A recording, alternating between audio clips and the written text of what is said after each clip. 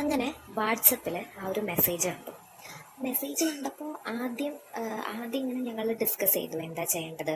ഒരു പോപ്പുലർ ആയിട്ടുള്ള ഒരു കമ്പനിയിലേക്ക് സ്റ്റാഫിനെ റിക്രൂട്ട് ചെയ്യുന്നു, അങ്ങനെയായിരുന്നു. അപ്പോൾ അന്ന് ഞങ്ങൾ ജോബ് അന്വേഷിച്ച് തുടങ്ങുന്ന ആ ഒരു സമയമായിരുന്നു.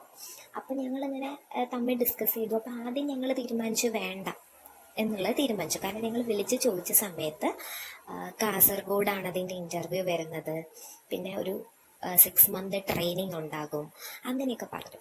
അപ്പം ഞങ്ങൾ വേണ്ട, കാസർഗോഡ് ഇത്ര ദൂരം ഒന്നും പോകാൻ പറ്റത്തില്ല എന്നുള്ളൊരു ബേസിസിൽ അത് വേണ്ടെന്ന് വെച്ചു. പക്ഷേ പിന്നെ ഞങ്ങളുടെ ലൈഫിനെ കുറിച്ചും വീട്ടിലത്തെ കാര്യങ്ങളും ഒക്കെ ആലോചിച്ചപ്പോൾ ഞങ്ങൾ ഒന്ന് ട്രൈ ചെയ്ത് നോക്കാമെന്ന് വിചാരിച്ചു.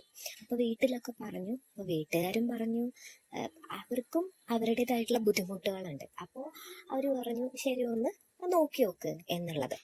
അങ്ങനെ ഞങ്ങൾ അവരെ വിളിച്ച് പറഞ്ഞു ഞങ്ങൾ റെഡിയാണ് എന്നുള്ളത്.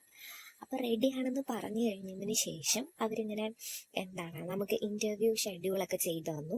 അത് ഞങ്ങൾ പിന്നെ വിളിക്കണമെന്നുണ്ടെങ്കിൽ മറ്റന്നാളായിരുന്നു ആ ഇൻ്റർവ്യൂ.